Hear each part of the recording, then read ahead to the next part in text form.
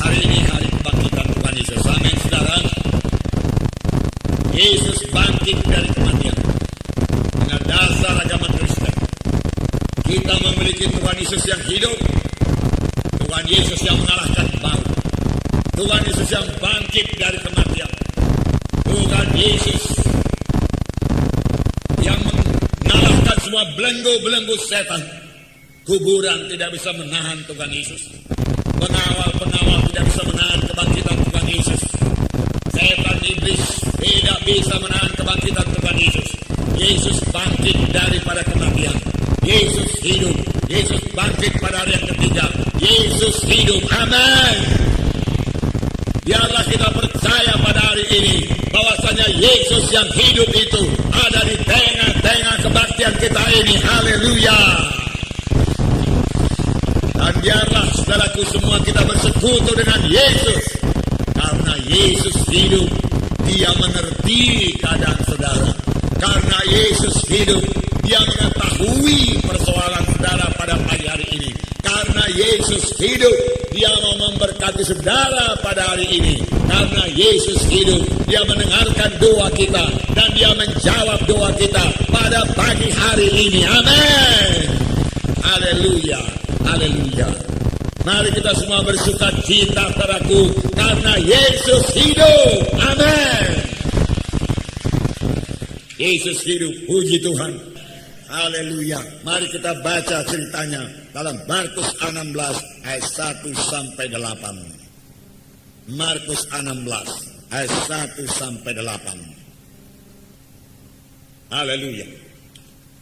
Saya baca satu ayat, saudara baca satu ayat. Amin. Mari kita mulai. Sudah dapat semua Markus 16? Kita mulai. Setelah lewat hari Sabat, Maria Magdalena dan Maria ibu Yakobus serta Salome membeli rempah-rempah untuk pergi ke kubur dan meminyaki Yesus.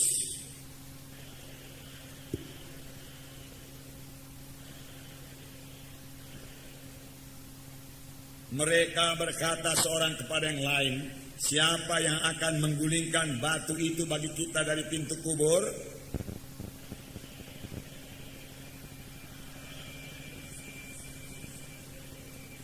Lalu mereka masuk ke dalam kubur dan mereka melihat seorang muda yang memakai jubah duduk di sebelah kanan.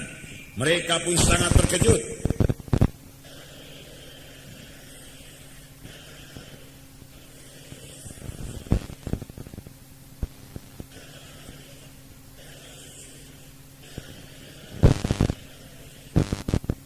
Tetapi sekarang katakanlah kepada murid-muridnya dan kepada Petrus, ia mendahului kamu ke Galilea. Di sana kamu akan menemui dia seperti yang sudah dikatakannya kepada kamu.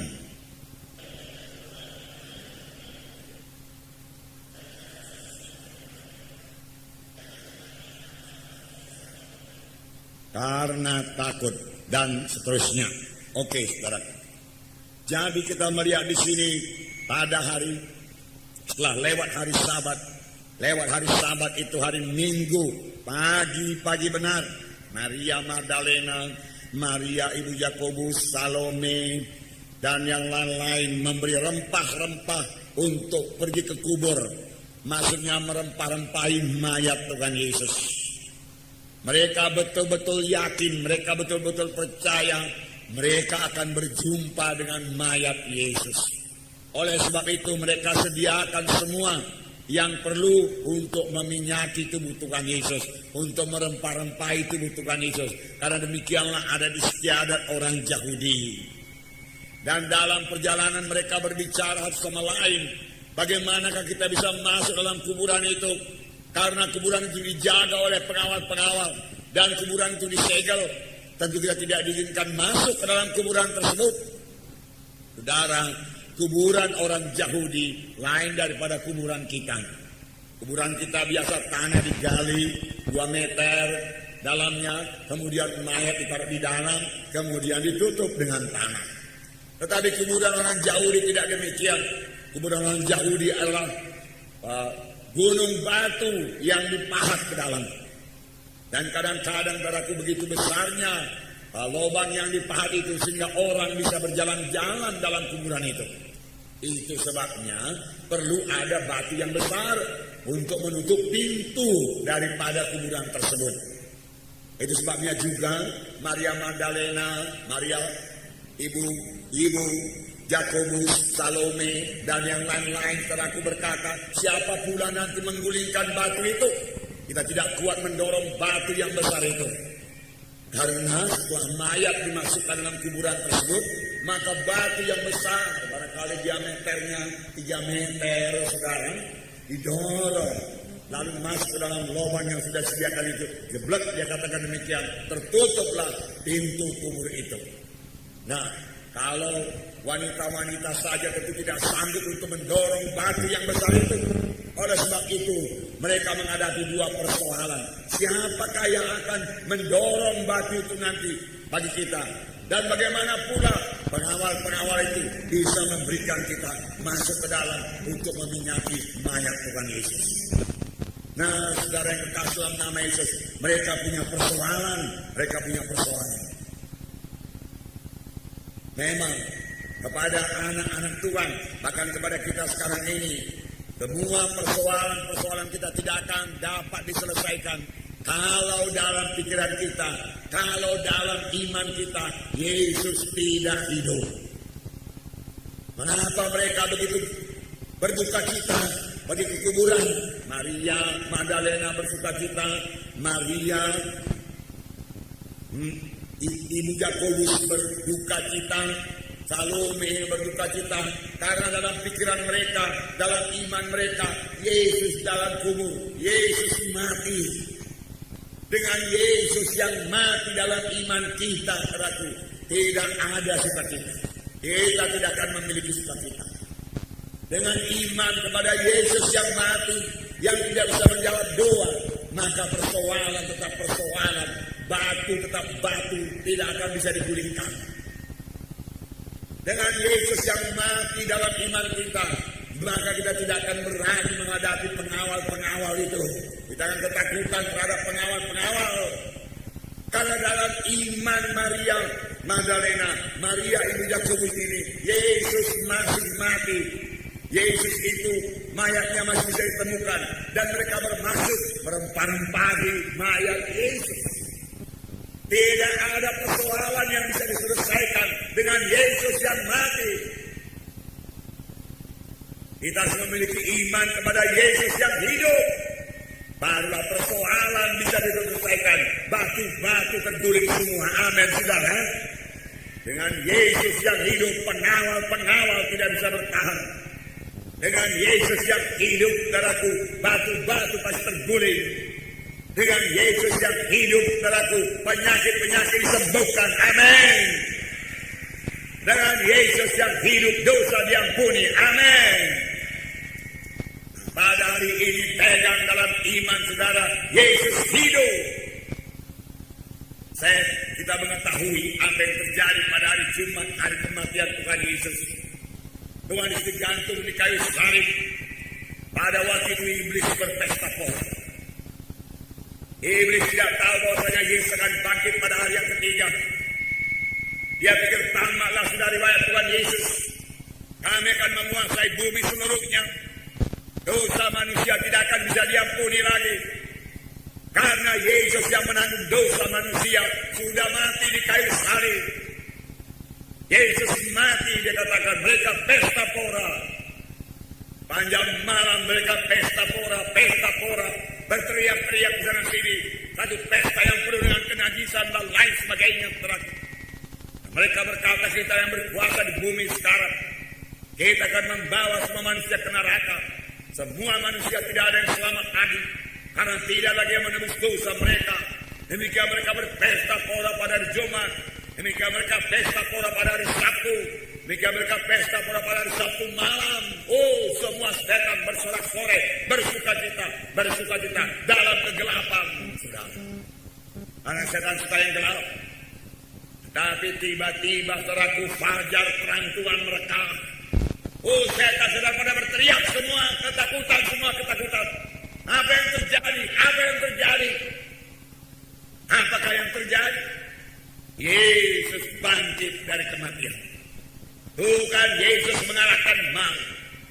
setan, neraka tidak bisa menahan kebangkitan Tuhan Yesus. Dia Tuhan adanya. Dia berkuasa atas maut. Dia berkuasa atas kematian. Dia bangkit dari kematian. Setan berteriak-teriak. Seluruh neraka berteriak-teriak. Karena Yesus hidup. Yesus bangkit dari kematian. Kemudian Yesus setelah menampakkan dirinya kepada murid-murid. Yesus mengalahkan maut.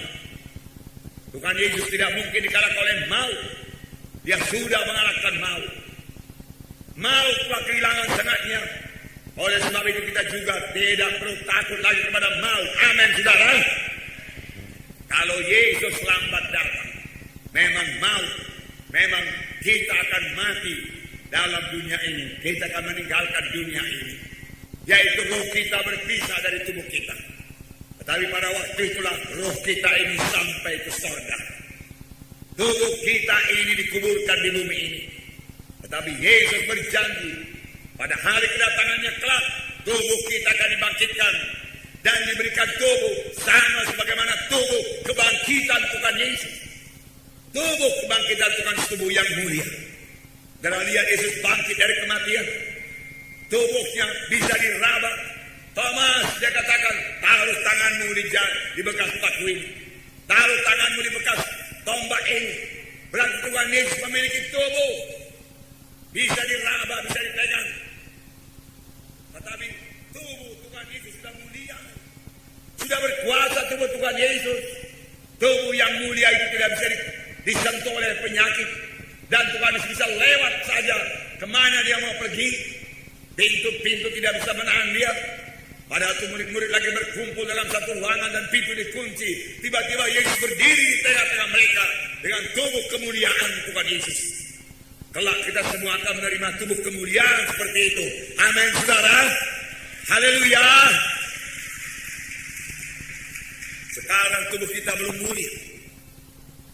Tubuh kita masih tubuh yang biasa. Begitupun tubuh kita ini sudah ada kelebihannya daripada tubuh orang berdosa. Mengapa? Karena tubuh kita ini sudah menjadi rumah Roh Kudus. Roh Kudus tinggal dalam saya. 1 Korintus 15 ayat 55-56. Saya membacakan. Hai maut, di manakah kemenanganmu? Hai maut, di manakah sengatmu? Sengat maut ialah dosa, dan kuasa dosa ialah hukum Taurat. Paulus saudaraku dengan gamblang dan berani berkata, dia menantang maut. Hai maut, mana sengatmu? Hai maut, di mana kemenanganmu? Maut, engkau tidak menang lagi atasku. Maut tidak mempunyai sengat lagi. Apakah artinya maut tidak mempunyai sengat?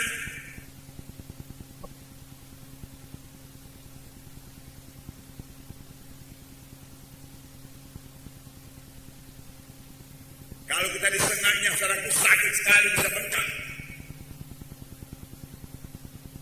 Tetapi tahun yang sudah dicabut sengatnya tidak membahayakan lagi. Anak-anak bisa memegang tawon itu dan bermain-main dengan tawon itu. Sekali saya berjalan-jalan ke desa, saya melihat seorang anak laki-laki bermain-main dengan lipan yang panjangnya kira-kira 10 cm. Dia pegang lipan itu, dia taruh di lehernya, saudaraku. Udah saya pikir, wah hati-hati, nanti lipan itu menggigit kamu. Orang-orang berkata, tidak Pak, itu giginya yang berbisa sudah dicabutnya itu. Sengatnya sudah dicabut, nggak bahaya lagi itu. Dia katakan, betul aja memang. Sengat daripada lipan itu telah dicabut. Lipan itu tidak membahayakan lagi, tidak menakutkan lagi. Demikian halnya maut, tidak punya sengat lagi. Bagi anak-anak Tuhan, maut tidak punya kuasa lagi. Bagi anak-anak Tuhan yang sudah lahir baru, maut tidak berkuasa lagi membawa anak-anak Tuhan dalam hukumannya kekal. Firman Tuhan memang berkata bahwasanya sudah ditentukan bagi manusia bahwa satu kali nanti dia mesti mati, kemudian datang hukuman. Hukuman itulah sengat maut. Sekarang bagi anak-anak Tuhan hukuman tidak ada lagi. Jadi apakah maut bagi anak-anak Tuhan? Apakah kematian bagi anak-anak Tuhan? Buku Mazmur berkata, alangkah indahnya kematian orang yang percaya itu. Kalau memang maut itu mengerikan, firman Tuhan tidak berkata, alangkah indahnya kematian orang percaya itu. Firman Tuhan tidak berkata, alangkah indahnya kematian orang dunia ini, tidak. Alangkah indahnya kematian orang yang percaya kepada Tuhan. Mengapa? Karena kalau orang yang percaya kepada Tuhan meninggalkan dunia ini, dia bertemu dengan Tuhan Yesus. Kalau Yesus belum datang kedua kali, maka kematian adalah satu-satunya jalan untuk bertemu dengan Tuhan Yesus. Lain jalan tidak ada. Dan itu sama sekali tidak menakutkan untuk bertemu dengan Tuhan Yesus. Dan kita mengetahui hal ini dialami oleh Kristen-Kristen pertama. Dialami oleh Stefanus. Waktu dia dilempari dengan batu. Apakah kata Stefanus, aku lihat langit terbuka dan anak Allah berdiri di sebelah kanan Allah Bapa di sorga. Orang-orang jauh di imam-imam berteriak menutup telinganya. Lalu melempari Stefanus dengan lebih kuat lagi. Tetapi Stefanus berdoa, Bapa ampunilah mereka karena mereka tidak tahu apa yang diperbuatnya. Mau tidak menakutkan lagi kepada Stefanus. Dia tahu dia akan segera ke sorga bersama-sama dengan Yesus. Saudara, kasih kematian badan tidak menakutkan lagi kalau rohani kita sudah hidup. Benar-benar kalau rohani kita sudah hidup. Sama sebagaimana Yesus hidup. Sehingga kematian tidak menakutkan kita lagi. Sehingga sengat maut tidak berkuasa atas kita. Benarkah kita ke sorga kalau kita meninggalkan dunia ini? Pada hari ini, saudaraku, jangan ada seorang pun yang bimbang akan keselamatan jiwanya. Pada hari ini, saudaraku, jangan seorang pun bimbang apakah dia akan ke surga atau ke neraka kalau dia meninggalkan dunia ini. Pada hari ini, cabut sengat maut daripada saudara. Pastikanlah, saudaraku. Dalam 1 Korintus 15 ini juga ayat 22 dikatakan. Ayat 22, ada dua golongan manusia. 1 Korintus 15 ayat 22. Karena sama seperti semua orang mati dalam persekutuan dengan Adam, demikian pula semua orang akan hidupkan kembali dalam persekutuan dengan Kristus. Dua golongan manusia di dunia ini. Satu golongan manusia yang masih hidup dalam dosa, yaitu keturunan Adam yang belum ditebus. Dan firman Tuhan di sini berkata, dalam Adam semua orang mati. Mati kekal, tidak memiliki kehidupan. Bahkan kepada sidang Efesus, Paulus menulis surat, kamu dahulu mati. Sebelum kamu menerima sebagai Tuhan dan Juru Selamatmu, kamu dahulu mati oleh sebab segala kesalahan dan dosamu. Kamu dahulu mati, dia katakan mati oleh segala kesalahan dan dosamu. Tetapi dengan anugerah itu kami selamat kalau sebab iman. Itu bukan hasil usahamu, tapi karunia Allah. Jangan seorang pun memegahkan diri. Jadi golongan yang pertama yaitu orang-orang yang mati rohani. Di dalam Adam, belum pernah ditebus, belum menerima sebagai Tuhan dan Juru Selamatnya, belum memiliki Yesus dalam hatinya, walau dia sudah ke gereja. Ini yang dikatakan mati rohani. Dia masih hidup dalam dunia ini, dia masih bekerja dalam dunia. Berjaya dia menyumbang, mengasihi orang miskin, tetapi rohaninya belum hidup karena dia belum memiliki Yesus dalam hatinya.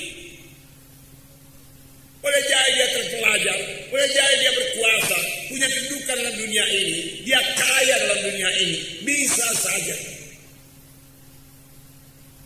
Tetapi sepanjang dia belum lahir baru, belum memiliki Yesus dalam hatinya, keadaannya masih mati rohani. Nah, kalau mati rohani ini diikuti oleh mati badani, maka dia masuk dalam hukuman yang kekal atau mati yang kekal, yaitu neraka yang kekal. Dan bagian yang kedua dikatakan di dalam Kristus semua dihidupkan. Golongan yang kedua, demikian pula semua orang akan dihidupkan kembali dalam persekutuan dengan Yesus. Saudaraku, keselamatan kita tergantung daripada persekutuan kita dengan Yesus. Hidup kita, hidup rohani kita tergantung daripada hubungan pribadi kita dengan Yesus. masing-masing pribadi harus memiliki Yesus dalam hatinya supaya dia hidup secara rohani. Itu yang dikatakan lahir baru. Dan kalau orang yang sudah lahir baru ini meninggalkan dunia ini, mati, maka sengat maut tidak berkuasa atasnya. Dia bisa berkata sama sebagaimana Paulus berkata, "Hai maut, di manakah sengatmu?" Dan kematian tidak menakutkan lagi. Sebab kematian hanya membawa dia berjumpa dengan Yesus, masuk dalam hidup dia kekal selama-lamanya. Saudaraku, pastikanlah pada hari ini firman Tuhan berkata, barang siapa yang memiliki Yesus, dia memiliki hidup yang kekal. Barang siapa tidak memiliki Yesus, tidak memiliki hidup yang kekal. Keselamatan kita tergantung dari hubungan pribadi kita dengan Tuhan Yesus, bukan daripada upacara agama yang sudah kita jalankan. Bukan hari Jumat kita mendengarkan firman Tuhan bahwasanya keselamatan adalah anugerah Tuhan. Karena demikian Allah mengasihi isi dunia ini sehingga dikaruniakan anak-anaknya yang tunggal. Dan barang siapa yang percaya kepada dia tidak binasa, tapi beroleh hidup yang kekal. Tapi firman Tuhan berkata dalam Yesaya 64 ayat 6, segala kebaikan manusia itu hanya sebagai lapuk saja di hadapan Tuhan. Memang sesudah kita selamatkan kita harus berbuat baik. Di kayu salib Tuhan berteriak, sudah genap.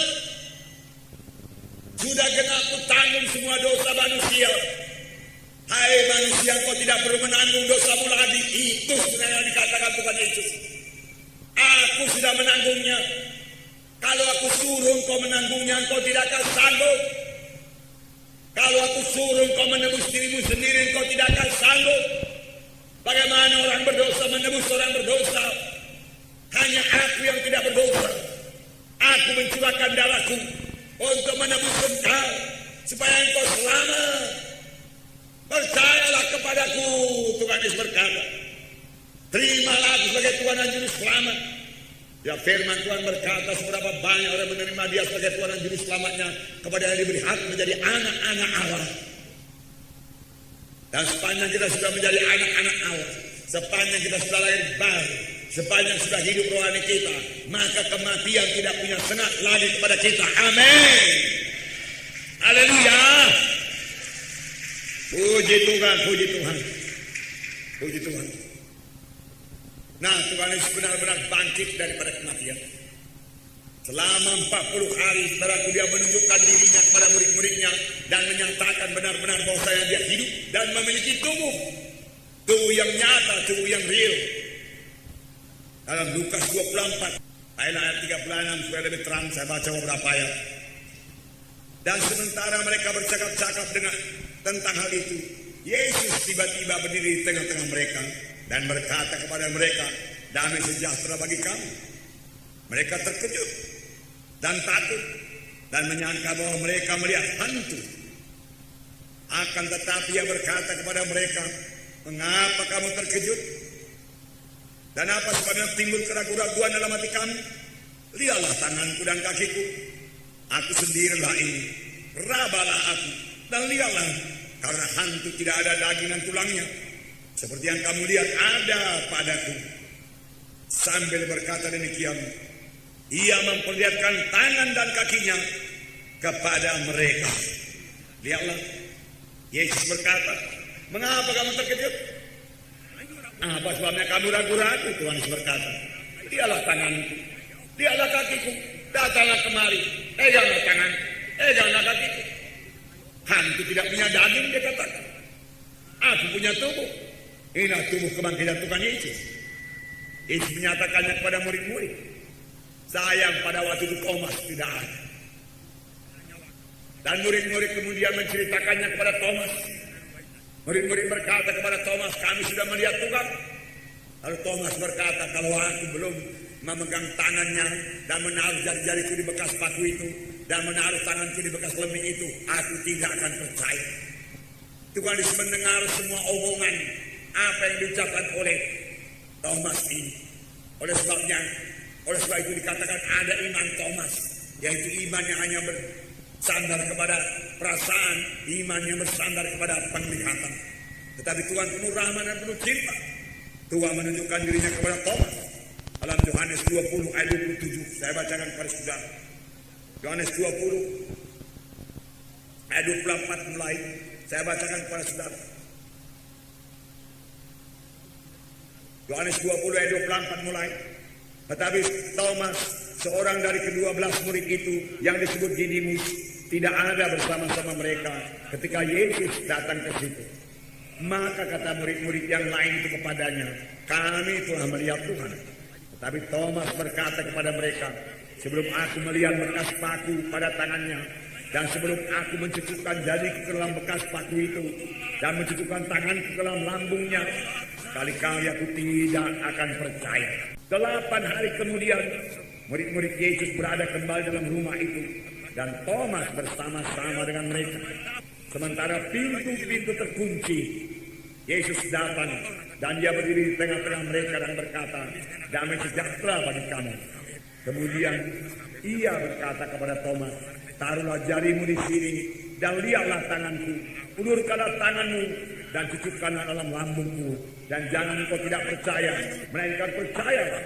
Thomas menjawab dia, ya Tuhanku, ya Allahku. Kata Yesus kepadanya, karena engkau telah melihat aku, maka engkau percaya. Berbahagialah mereka yang melihat, ya berbahagialah mereka yang tidak melihat namun percaya. Berbahagialah mereka yang tidak melihat namun percaya. Tuhan berkata, karena engkau melihat aku, maka engkau percaya. Tapi lebih baik kalau engkau tidak melihat, tapi percaya kepada firman-Ku. Walaupun engkau tidak melihat, engkau percaya. Itu jauh lebih baik. Amin, saudara. Itu sebabnya dikatakan, janganlah memiliki iman bagaimana iman Thomas. Sebab iman Thomas bukannya berdasar pada apa yang dikatakan firman Tuhan. Iman Thomas dasarnya yaitu penglihatan dan perasaan. Kalau aku tidak melihat bekas paku itu dan menaruh tanganku di bekas paku itu, kalau aku tidak melihat bekas tombak itu dan menaruh tanganku di lambung Tuhan Yesus, aku tidak percaya. Tuhan Yesus menjawab kerinduan Thomas ini. 8 hari kemudian waktu mereka berkumpul dalam satu ruangan dan firman Tuhan berkata, pintu dikunci. Yesus tiba-tiba berada dalam ruangan dan Tuhan Yesus berkata, Thomas, dia katakan, taruhlah jarimu di sini dan lihatlah tanganku, ulurkanlah tanganmu dan cucukkan dalam lambungku. Jangan engkau tidak percaya lagi, melainkan percayalah. Oh, Thomas segera menjawab, ya Tuhanku, ya Allahku, aku percaya, dia katakan. Tapi Tuhan berkata, karena engkau melihat, karena engkau merasa, baru engkau percaya. Berbahagialah orang yang percaya walaupun tidak melihat. Berbahagialah orang yang percaya kepada firman Tuhan walaupun jawabannya belum kelihatan. Amin. Percayailah firman Tuhan. Karena yang berjanji itu setia. Tuhan tidak mungkin memungkiri janjinya. Percayailah janji Tuhan buat hidup yang berkelimpahan. Amin. Percayalah janji Tuhan buat kesembuhan saudara. Jangan khawatir lagi akan penyakit saudara. Amin. Percayalah Tuhan itu buat kelepasan saudara daripada ikatan-ikatan. Karena semua dijadikan Tuhan. Kamu akan mengenal kebenaran. Dan kebenaran itu akan membebaskan kamu. Amin. Percayalah firman Tuhan buat hidup yang kekal. Dan bersukacitalah karenanya. Dan saudara tidak akan mengalami sengat maut lagi. Amin. Hidup yang kekal menanti saudara karena Yesus bangkit daripada kematian. Amin.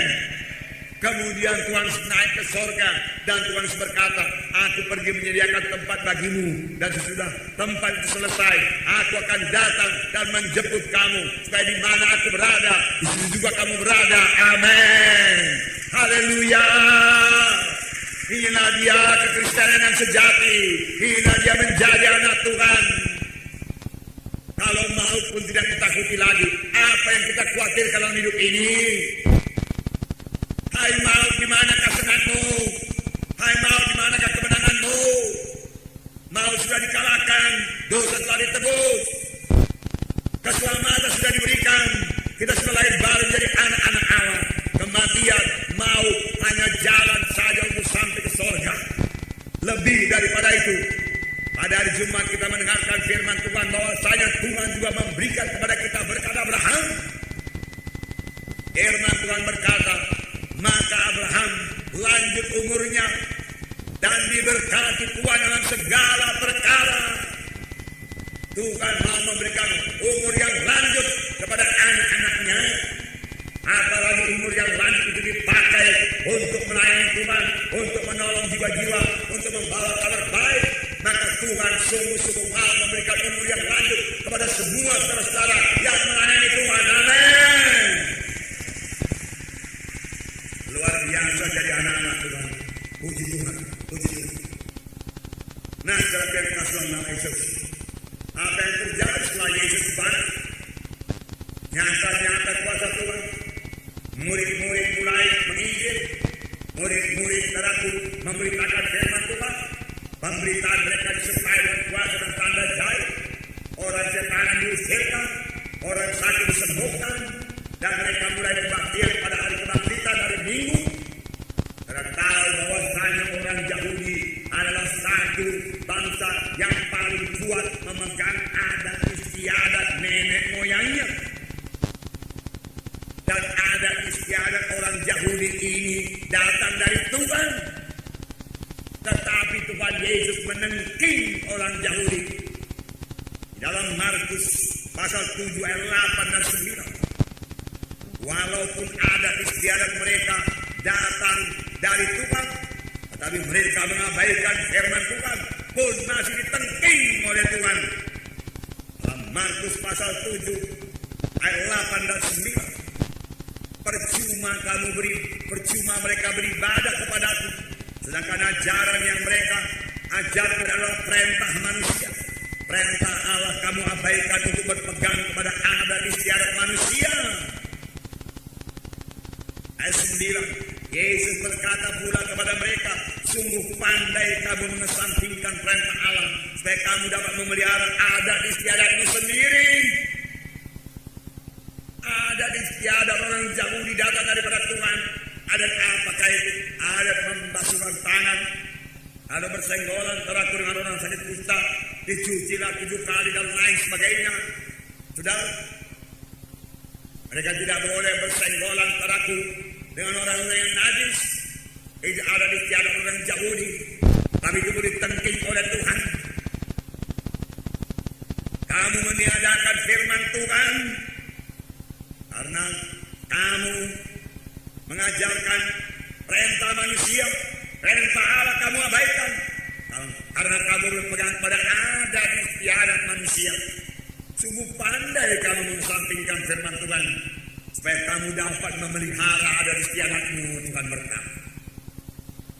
Bahkan kebaktian hari Sabat merupakan perintah Tuhan. Tetapi setelah kebangkitan Tuhan Yesus,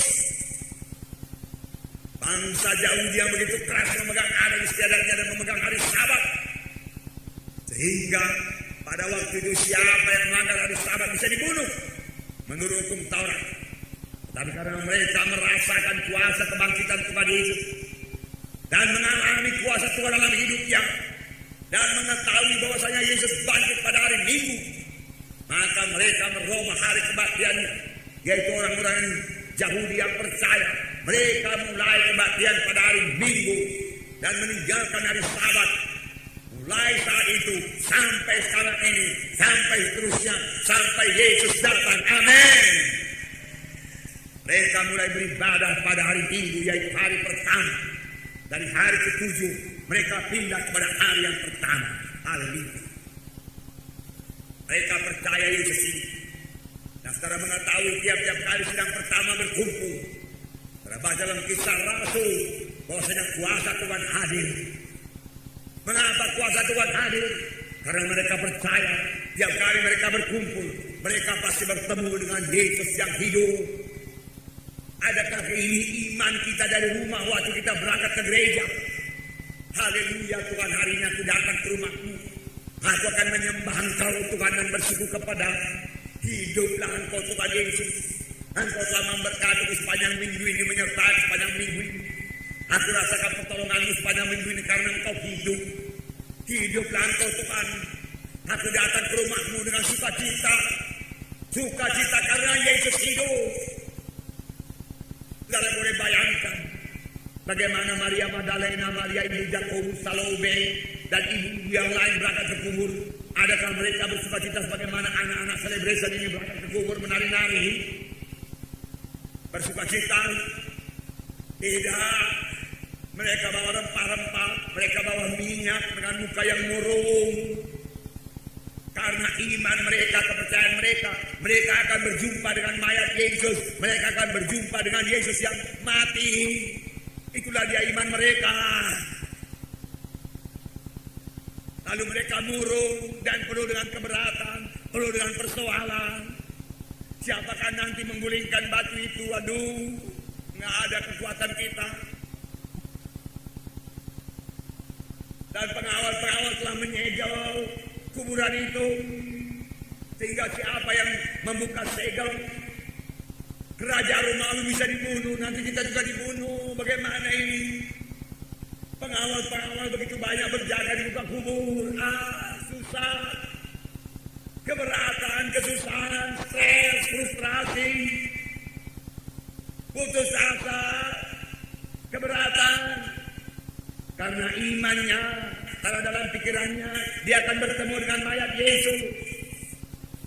Dia tidak punya iman, Yesus sudah bangkit. Walaupun Tuhan Yesus berkata pada hari ketiga aku bangkit. Mereka lupa firman Tuhan. Mereka dikuasai oleh kesedihan. Mereka ditekan oleh setan. Banyak orang demikian. Hanya gereja demikian. Mereka berangkat ke gereja hanya untuk upacara saja. Bukan untuk bertemu dengan Yesus yang hidup. Untuk menyerahkan semua keberatannya pada Yesus. Untuk menyerahkan semua persoalannya pada Yesus. Untuk mohon pertolongan Tuhan. Untuk minta kesegaran daripada Tuhan. Kekuatan daripada Tuhan. Berkat daripada Tuhan. Untuk meminta kepenuhan Roh Kudus daripada Tuhan. Tidak demikian. Karena mereka berpikir. Maka mereka tidak memikirkan di manakah Yesus. Hidupkah Yesus apa tidak. Mereka tidak begitu peduli itu. Pokoknya ikuti upacara agama sudah. Jadi kematian mereka hanya merupakan upacara saja. Oleh sebab itu dalam tiap-tiap kematian, biarlah kita datang untuk bertemu dengan Yesus yang hidup. Amin, saudaraku. Karena tiap kali kita bertemu dengan Yesus yang hidup, kita mesti disegarkan, kita dikuatkan, kita bersukacita. Kita bertemu dengan Yesus yang hidup, kita dibebaskan daripada ikatan-ikatan. Kita bertemu dengan Yesus yang hidup. Yesus mengajari kita banyak perkara. Kita mendengar suara Yesus berkata-kata kepada kita. Oh, punya iman. Yesus hidup. Amin, saudara. Yesus hidup. Amin. Yesus hidup bicara kepada saudara pada saat ini. Haleluya, haleluya.